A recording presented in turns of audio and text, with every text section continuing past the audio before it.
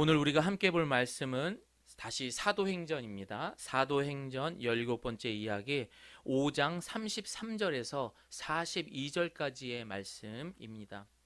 오늘까지 5장 말씀을 이제 마무리하는데요.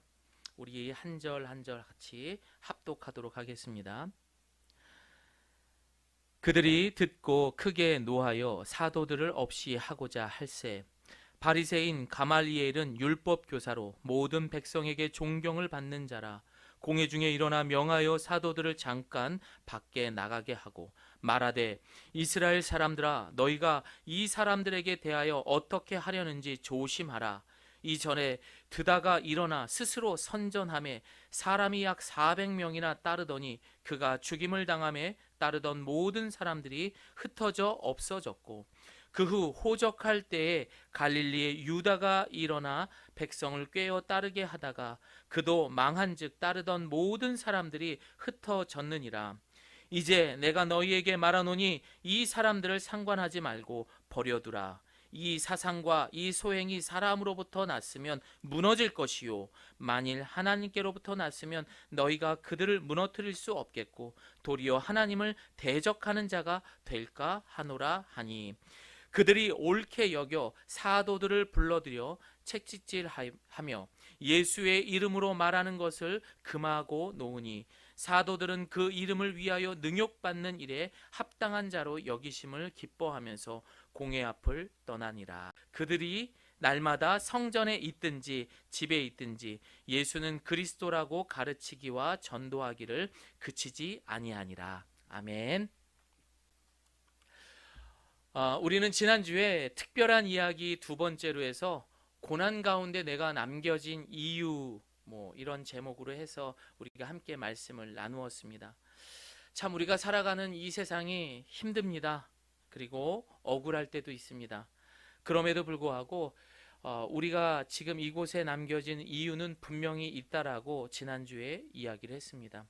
오히려 그 고난 속에서도 바닥까지 우리가 추락해도 우리 예수님께서는 그 밑에서도 우리를 기다리고 함께 해주신다는 것을 여러분 믿으시고 또한 소망하며 살아가시기를 바랍니다. 다시 한번 이 어려운 시기들을 여러분 믿음으로 잘 견뎌내기를 응원하겠습니다. 내가 왜 이렇게 살아야 될지 모르겠다 하시는 분들은 지난주 설교를 꼭 한번 들어보시기를 바랍니다. 대표적인 공산국가였던 소련과 그리고 중국의 정부가 총칼과 같은 군사력을 앞세우며 거침없이 국가를 다스렸습니다. 또한 외교 정책을 펼칠 때에도 이들은 참 난감하게 또 어렵게 그렇게 해서 그런 무력으로 다스렸고 외교 정책을 펼쳤던 시절이 있었습니다. 그러나 시간이 지나면서 이들의 공산주의는 그 세력이 어떻게 됐죠? 점점 약해지기 시작을 했습니다. 그 이유는 투쟁과 혁명과 같이 피를 보는 힘이 아니라 민주주의라는 스토리가 이제 그 자국민들에게 퍼지기 시작했기 때문입니다. 여기서 제가 말하고 싶은 것은 민주주의, 자본주의의 그런 장점 이런 것들을 말하는 게 아닙니다. 또한 총칼과 같은 강한 힘보다는 부드러운 펜의 힘이 더 강하다라는 것을 이야기하고 싶은 것입니다. 결국 소련은 어떻게 됩니까? 붕괴가 됩니다. 그리고 중국은 점점 개방이 되면서 변화되고 있는 것을 우리는 알 수 있습니다. 미국의 정치학자이며 하버드 교수였던 조지프 사무엘 라인은 이 세상에는 두 종류의 힘이 있다라고 이야기합니다. 하나는 뭐겠죠? 하드 파워. 그리고 또 하나는 부드러운 소프트 파워를 줄 수 있다라고 이야기를 했습니다. 노자의 도덕경을 보게 되면은 이 소프트 파워에 대한 이야기인데요. 노자는 약함이 강함을 이기고 부드러움이 굳음을 이긴다라고 이야기했습니다. 그 예로서 물을 들게 되는데 물은 세상에서 가장 부드럽고 약한 것처럼 보이지만 그러나 아무도 물이 흐르는 것을 막을 수 없습니다. 사람이 물을 막거나 가두어 두는 것도 일시적일 뿐이지 결국에는 그 물은 자기가 흘러가야 할 그 길로 물은 흘러가게 되어 있습니다. 이런 자연의 이치를 알지만 사람들은 기꺼이 행하지 않는 것이 우리가 살고 있는 현실이다라고 도덕경에 기록이 되어 있습니다. 그렇다면 이 교회의 진짜 힘은, 진짜 파워는 무엇일까요? 총칼로 휘두르며 종교를 강요하는 하드 파워에 있지 않고 바로 하나님의 사랑에 해당하는 소프트 파워에 있습니다. 기독교의 힘은 하나님의 구원의 이야기에 있습니다. 다시 말해 과거 초대교회에서 지금에 이르기까지 오랜 기간 동안 총칼과 무력을 뛰어넘어 죽음의 위험 앞에서도 굴하지 않고 계속해서 이것을 이어갈 수 있었던 것, 그것은 교회와 성도의 힘은 바로 복음에 있었다라고 말할 수 있습니다. 즉 예수 그리스도의 십자가의 죽음과 부활의 메시지야말로 우리가 이 땅에 증인의 삶으로 존재하고 앞으로도 전해지는 소프트 파워입니다. 부활하신 예수 그리스도, 그분의 스토리가 오늘날 어렵다, 힘들다 하며 살아가는 우리에게 가장 강력한 힘이 되기를 소망합니다. 사랑하는 성도 여러분, 우리는 암흑과 같은 어둠도 이 작은 바늘구멍으로 밝힐 수 있습니다. 또한 죽음 앞에 초라한 인간도 생명의 예수님을 통해서라면 다시 생명이 될 수 있습니다. 여러분, 이것이 바로 부활입니다. 오늘 이 시간 주신 말씀을 통해서 어떤 장애물이나 유혹이 있을지라도 땅이 아닌 하늘을 바라보시기 바랍니다. 또한 우리에게 주어진 사명들을 감당하는 진짜 힘을 가질 수 있는 우리 그리스도인들이 되시기를 소망합니다. 우리가 묵상하는 초대교회 성도들을 향한 공의회의 이 핍박들은 날이 갈수록 더 심각해지고 있습니다. 상식적으로 이 정도의 핍박과 고난이라면 이 사도들도, 초대교회 성도들도 야, 이건 아닌데 라고 하며 피할 수 있었을 것입니다. 그러나 이들은 변함없이 자신들이 해야 하고 그 책임을, 이 증인의 삶을 묵묵히 이어가고 있는 것을 오늘 본문을 통해서 우리는 보고 있습니다. 분명 그들에게는 무언가의 강력한 힘이 있다라는 겁니다. 과연 초대교회 성도들은 이런 상황들을 몰랐을까요? 아닙니다. 이들은 부활의 예수님을 증거하지만 이 모든 이야기가, 이 모든 상황들이 결국에는 하나님이 주관하는 이 모든 속에, 그 섭리 속에 있다는 그 믿음이 있었습니다.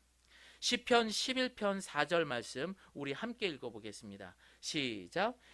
여호와께서 성전에 계시며 여호와의 보좌는 하늘 높이 있습니다. 그리고 사람들을 눈여겨보십니다. 눈길을 떼시지 않고 사람들을 자세히 살피십니다. 여기서 자세히 살핀다는 것은 모든 것들을 어떻게 해요? 감독하시는 하나님을 알 수 있습니다. 우리의 원수된 자들의 그런 행동의 모습들, 또한 우리의 수고하는 모든 상황들을 전능자 되시는 그 하나님께서 감독하고 계신다라는 것입니다. 이것을 초대교회 성도들에게 말한다면 믿음이라고 말할 것이고 곧 부활 신앙이라고 말할 수 있습니다. 하나님은 이들의 믿음을 보셨습니다.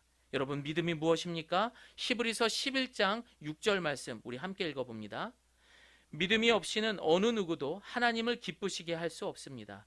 하나님께 나아오는 자는 그가 계시다는 것과 그를 찾는 자들에게 상 주시는 분이라는 것을 진정으로 믿어야 합니다. 여러분, 지금 보시는 것처럼 이 그림까지도 함께 묵상했으면 합니다. 이 본문 공회, 이 종교 지도자들은 이번에는 정말 각오를 했는지 이들을 아예 없이 하고자 합니다. 그러나 예상치 못한 34절에 가말리엘이라는 율법의 교사가 등장하게 됩니다. 그리고 이들의 목숨은 이 순간 가말리엘이 말하는 내용을 통하여서 면하게 됩니다. 이 가말리엘이 말하는 이 내용들, 이 예들을 오늘 본문 사도행전 5장 34절에서 39절까지 말하고 있습니다. 제가 좀 이야기식으로 그림으로 한번 이야기를 해드리도록 하겠습니다. 자자, 여러분들은 이 저들에게 어떻게 행동을 할지 깊이 생각을 해봐야 합니다. 이 얼마 전에 드다가 출연했을 때 일을 우리는 다 기억하고 있습니다. 이 드다라는 인물은 정말 대단한 인물이었고 그를 추종하던 인물이 400명가량 되는 사람이 그를 따라다녔습니다. 그러나 그가 죽임을 당하자 어떻게 되었습니까? 그 400명이라는 사람들도 뿔뿔이 흩어졌고 또 그 후에 누가 등장을 합니까? 인구조사를 할 때 갈릴리의 유다라는 사람이 또 백성들을 이끌고 다녔습니다. 그러나 어떻게 됩니까? 그 또한 죽임을 당하자 그를 따르던 사람들도 역시 흩어지게 되었습니다. 여러분, 제어의 이야기를 잘 들어보시길 바랍니다. 이 사람들에게서 손을 떼고 그대로 내버려 두시기를 바랍니다. 결국 예수도 죽었기 때문에 이들도 결국에는 이 모습들이 흩어질 수 있는 가능성을 충분히 갖고 있다라는 것, 이것을 기억해야 됩니다. 만약 그들의 이러한 계획이나 행동이 사람에게서 온 것이라면 실패할 것이지만 만일 하나님께로부터 온 것이라면 여러분들은 이 사람들이 하는 일을 막을 수 없는 것은 물론이고 잘못하면 하나님과 맞서 싸우게 되는 것입니다. 진짜 가말리엘이 이야기하는 것 같았습니까? 온라인 예배를 드리다 보니까 자칫 좀 재미가 없을 것 같아가지고 이렇게 그림과 내용을 한번 이렇게 꾸며봤습니다. 가끔씩 한번 해보도록 하겠습니다. 여러분, 지금 이 가말리엘이라는 사람이 이야기한 게 무엇입니까? 이 가말리엘이라는 사람은요, 지금 그들 앞에 서여 있는 날고 뛴다는 그 종교 지도자들 중에서도 왕초급입니다. 그리고 이 사도행전 뒤편에 나오는 바로 사도 바울의 스승이기도 한 정말 대단한 율법의 지도자였던 사람입니다.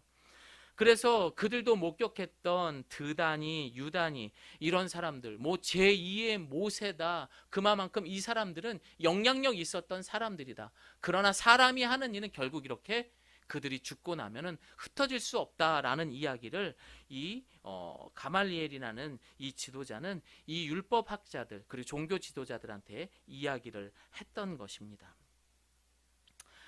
그 이야기가 잘 전달됐는지 사도행전 5장 40절을 읽어보게 되면 어떻게 됩니까? 함께 읽어봅니다. 그의 충고는 충분히 설득력이 있었습니다. 그들은 사도들을 안으로 들여 채찍질을 하고는 예수의 이름으로 말하지 말라고 명령하고는 풀어주었습니다. 그 말이 설득이 되었고 결국 풀어지게 됩니다. 그런데 그냥 풀어줬을까요? 아니죠. 이들은 정말 미웠던 거예요. 죽이기까지 하려고 했던 거기 때문에 그냥 보낼 수가 없었던 거죠. 그래서 이들을 죄인 취급하면서 여기서 때렸던 그 채찍이 어느 정도였냐면은 무릎을 꿇게 하며 그 다음 세 줄이 달린 채찍으로 가슴을 한번 치게 됩니다. 그리고 어떻게 하죠? 등을 2번씩 매질을 했다고 합니다. 그때마다 살점이 뚝뚝 띄어져 나가는 그런 어마어마한 형벌이었다라는 거예요. 이 형벌은 판결을 받고선 유죄라고 판결받은 사람들에게만 매질을 하는 그런 매질을 이 사도들이 당하게 된 것입니다. 참 어려운 그런 핍박과 고난이었습니다. 사랑하는 성도 여러분, 이런 상황들을 본다면은 세상의 군왕들이 우리를 다스리는 것 같지만 여러분 절대 그렇지 않습니다.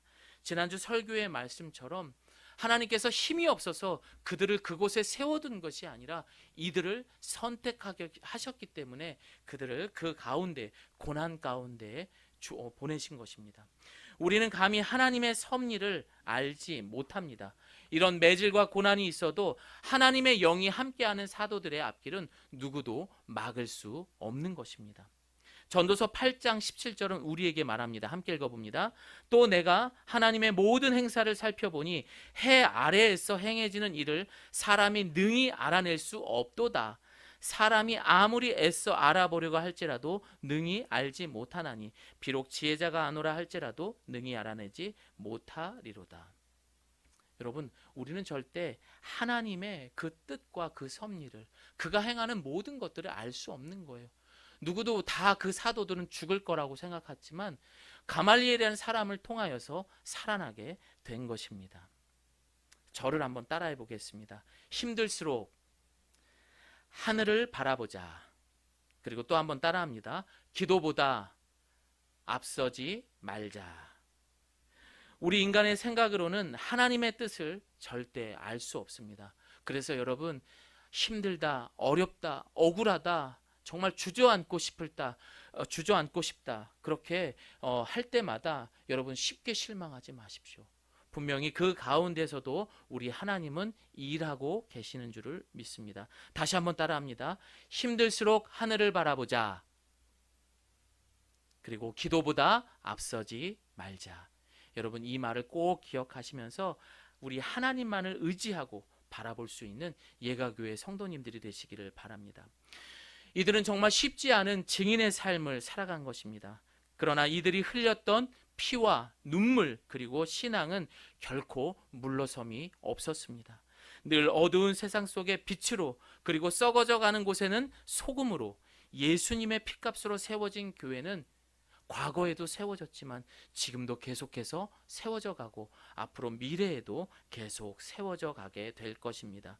이것이 우리 기독교가 가지고 있는 바로 강력한 부활의 힘입니다. 이들은 강한 매질과 채찍질을 당하며 풀려났지만 이들의 고백이 더 놀랍습니다. 41절과 42절 말씀 우리 함께 읽어봅니다. 시작. 사도들은 그 이름을 위하여 능욕받는 일에 합당한 자로 여기심을 기뻐하면서 공회 앞을 떠나니라. 그들이 날마다 성전에 있든지 집에 있든지 예수는 그리스도라고 가르치기와 전도하기를 그치지 아니하니라. 아멘. 여러분, 대단하지 않습니까? 이만하면 물러서고 이만하면은 두려워할 때도 되는데 이들은 숨도 돌릴 그런 시간도 없이, 한치의 양보도 없이 다시 그 자리에 서서 이 모든 것들을 기쁨으로 여기고 다시 그들이 증인의 삶을 가고 있다라는 것, 이것이 바로 어떤 삶입니까? 이들은 세상이 아니라 바로 부활의 삶을 선택한 것입니다. 이들 초대교회 사도들과 성도들은 눈앞에 있는 가장 아름다운 풍경도, 세상에서 가장 맛있는 음식도, 또한 사랑하는 사람들의 품에 안겨 껴안는 기쁨도 하나님 앞에 섰을 때 마주하게 될 기쁨과는 감히 비교할 수 없다는 것을 이들의 신앙의 모습을 보고 우리는 알 수 있습니다. 다시 말해 이들은 세상이 강력하다 말하는 힘이 아닌 바로 부활의 힘이 되시는 예수 그리스도를 선택한 것입니다. 빌립보서 10장에서 보면 사도 바울이, 이제 그게 옥중서신이잖아요. 옥에 갇혀 있는 그 사도 바울은 이제 빌립보 교회를 향해서 편지를 씁니다. 그런데도 그는 옥중에서도 주 하나님을 향하여서 기뻐하십시오라고 말합니다. 왜 그렇습니까?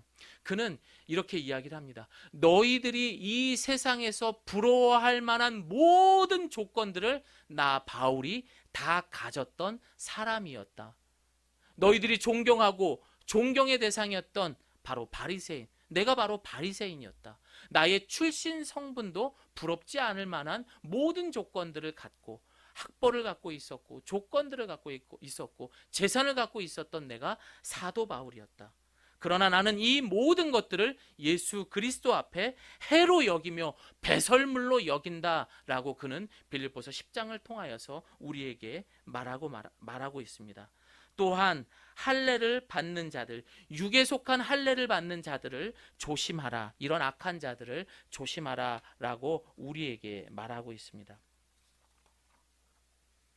그리고 그는 빌립보서 3장 10절에 우리에게 이렇게 말합니다. 이제 내가 바라는 것은 그리스도를 알고 죽음에서 부활하신 그 능력을 체험하며 그리스도와 함께 고난받고 그분과 같이 죽는 것이다. 아멘. 이렇게 이야기를 했습니다. 바울의 이야기가 무엇입니까? 또한 오늘 이런 고난과 핍박 속에서도 자신의 자리에 또 돌아가서 전도하고 그 고난 속에서도 기뻐할 수 있었던 것을 칼빈이 기록했던 기독교 강요 25장에 바로 이 부활의 소망에 대한 이야기를 이렇게 담고 있습니다. 신앙이 좋든 안 좋든 우리는 세상이 주는 힘과 즐거움 그리고 유익을 누구보다 잘 알고 있지만 이런 모든 마음이 결국 하나님과 우리 사이를 갈라놓게 하는 방해가 되기 때문이라고 말하고 있습니다. 결국 우리의 소망은 이 땅이 아닌 영원한 하나님 나라에 있다는 것, 그곳에서 우리의 부활의 신앙이 있다. 그것이 믿음이다라고 말합니다. 또한 우리 그리스도를 주시하면서 하늘을 의지하면서 지상에 있는 것에 조금도 끌리지 않고 약속된 복을 바라볼 때 내 보물이 있는 그곳에 내 마음도 있느니라 하면서 그 말씀이 실현되는 것이다 라고 기독교 강요는 우리에게 말하고 있습니다. 사랑하는 성도 여러분, 초대교회 사도들과 사도 바울에게는 세상이 감당하지 못하는 예수님이 그리스도라는 신앙이 있었기에 이들은 고난도 핍박도 기쁨으로 여길 수 있었던 것입니다. 이한 힘에 흔들릴 때가 있습니다. 늘 우리는 그 주제가 무엇입니까? 건강, 물질, 자녀, 사업, 취업, 결혼. 이 모든 문제로 우리의 신앙이 흔들리고 놓아버릴 때도 있습니다. 저도 예외는 아니었습니다. 그러나 이렇게 흔들리고 요동했던 우리의 삶은 어쩌면은 우리가 묵상했던 초대교회의 고난의 당사자들이 된 사도들의 삶도 똑같다는 거예요. 지금은 초대교회 성도로 사도로 살아가면서 그 고난 속에서도 증인의 삶을 묵묵히 걸어가고 있었지만 그들이 사도행전 이전의 삶은 우리가 흔들리는 신앙과 다를 바가 없었다라는 것입니다. 그들은 어떻습니까? 예수님의 제자라고 말하면서도 예수님을 통하여서 부와 명예를 얻으려고 했던 것입니다. 또한 자신의 목숨이 위태로울 때는 언제든지 그 믿음과 신앙을 내어버릴 수 있는 그런 흔들리는 기준이 없는 신앙을 갖고 있었던 사람들입니다. 그러나 이들이 완전히 180도로 바뀌게 된 것입니다. 그것이 무엇입니까? 바로 부활인 것입니다.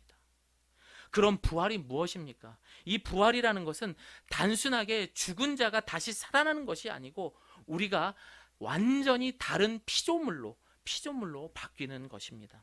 다시 말해 부활의 예수님을 영접하는 순간 나는 에덴 동산으로 돌아가 새롭게 내가 아닌 하나님의 영으로 살아가는 것을 말하는 것입니다.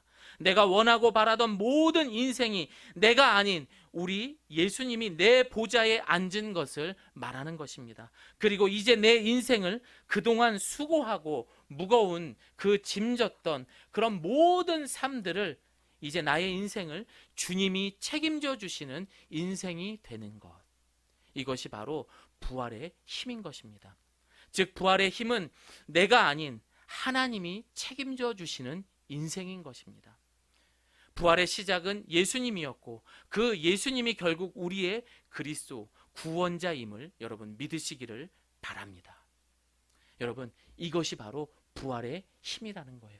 그동안 이 어려운 세상들 우리가 얼마나 수고하고 무거운 짐을 지며 살았습니까? 그러나 그 부활의 힘이라는 것은 이제는 내가 아닌 그 부활의 주인이 되시는 예수 그리스도께서 우리의 인생을 책임져 주시는 것, 그것이 바로 부활이 갖고 있는 강력한 힘이라는 것을 믿으시기 바랍니다. 이번 한 주간 여러분 그 부활의 힘을 믿고 이제는 여러분이 살려고 발버둥 치지 마십시오. 우리는 부활로 인하여 다시 태어난 피조물입니다.